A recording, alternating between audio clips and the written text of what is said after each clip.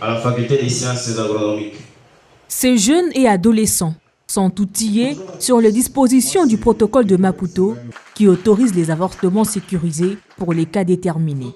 Cette activité, qui intervient dans le cadre de la commémoration de la Journée internationale du droit à l'avortement sécurisé, célébrée chaque 28 septembre, est l'œuvre du réseau des magistrats pour l'application du protocole de Maputo en RDC.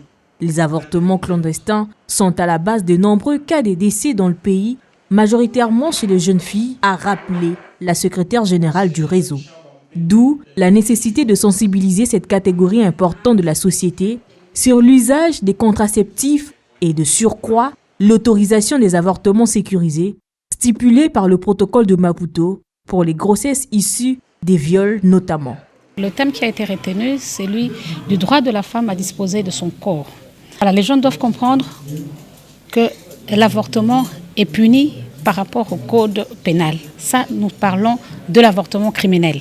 Mais la particularité avec l'avortement sécurisé, qui, avec la ratification du protocole de Maputo, libéralise cet avortement. Donc c'est un avortement qui n'est pas puni, tout en respectant les conditions. L'article 14 du protocole de Maputo, ratifié par la RDC, permet également les avortements pour une grossesse qui menace la vie de la femme et des cas d'inceste.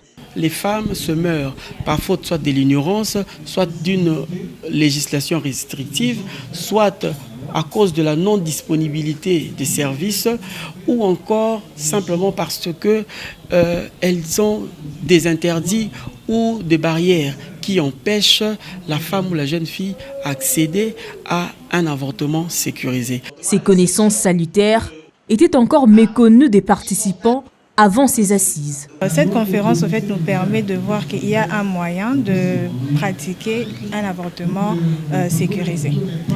Alors, quelles sont les conditions et aussi que dit la loi de notre pays par rapport à ça. Alors, c'est toutes ces informations-là que je n'avais pas auparavant, mais que j'ai maintenant. Et aussi, je peux sensibiliser les jeunes filles autour de moi et bien sûr dans ma communauté aussi. Cette conférence financée par MSA RDC, une communauté des spécialistes en planification familiale, était axée sur deux thématiques. Les évidences sur la santé sexuelle et reproductive, l'avortement et la contraception, ainsi que le cadre juridique qui autorise l'avortement.